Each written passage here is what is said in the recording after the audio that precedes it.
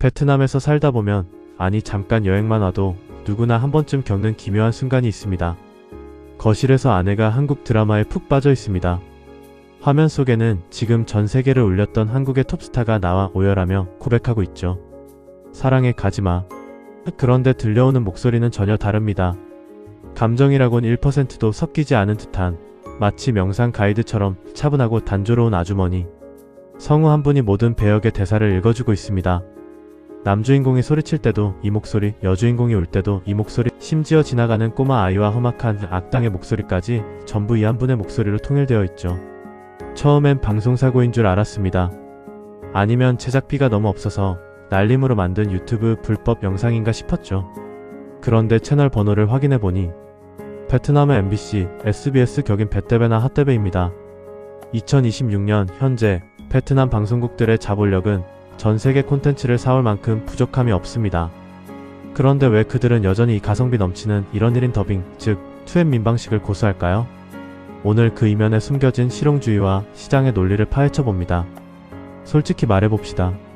이 문화의 시작은 완전히 자본의 논리였습니다. 베트남이 개방되고 외산 콘텐츠가 쏟아져 들어오던 시기, 방송국에겐 시간이 곧 돈이었습니다. 우리가 흔히 아는 정식 더빙을 하려면 최소 10명 이상의 성우가 필요합니다. 배역별로 목소리를 맞추고 화면 속 배우의 입모양과 대사 길이를 일일이 대조하는 싱크 작업은 엄청난 인력과 시간을 잡아먹죠. 하지만 1인 보이스오버인 2MM은 다릅니다. 성우 1명, 마이크 하나, 그리고 번역본 1권. 이거면 끝입니다.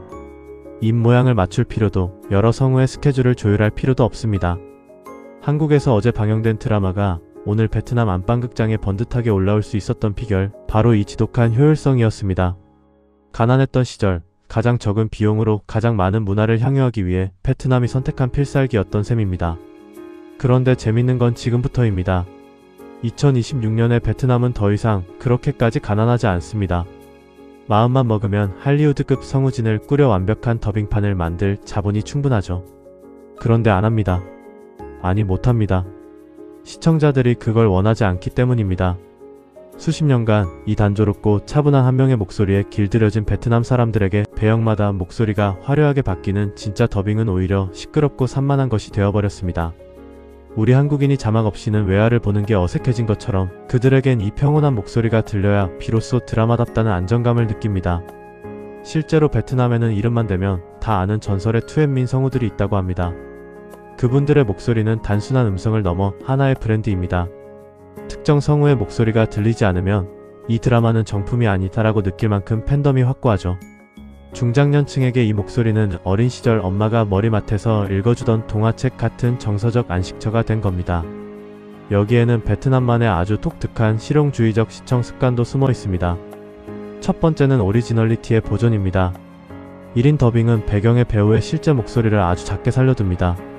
시청자는 한국 배우의 숨소리와 떨림은 원음으로 느끼고 내용은 성우의 목소리를 통해 정보로 습득합니다. 일종의 실시간 동시통역인 셈이죠. 배우의 연기를 완전히 덮어버리는 진짜 더빙보다 이게 더 원조의 맛을 살린다고 믿는 겁니다. 두 번째는 주거 환경과 멀티태스킹입니다.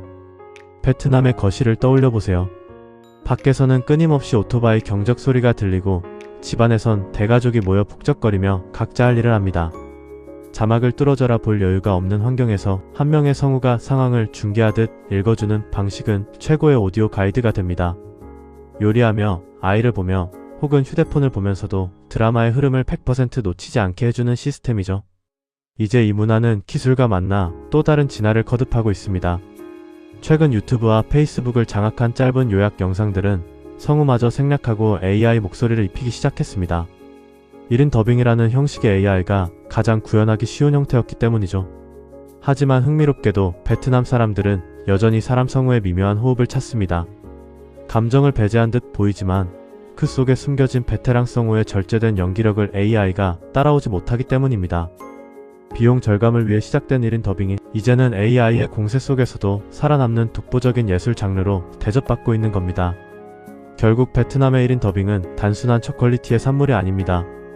가성비라는 자본의 논리로 시작해 국민적 취향이라는 문화적 습관으로 진화한 가장 베트남스러운 콘텐츠 최적화의 결과물입니다. 여러분은 이 기묘한 1인 20역 문화 어떻게 생각하시나요? 우리에게 익숙한 것만이 정답은 아닐지도 모릅니다. 오늘 영상이 유익하셨다면 구독과 좋아요 부탁드립니다. 감사합니다.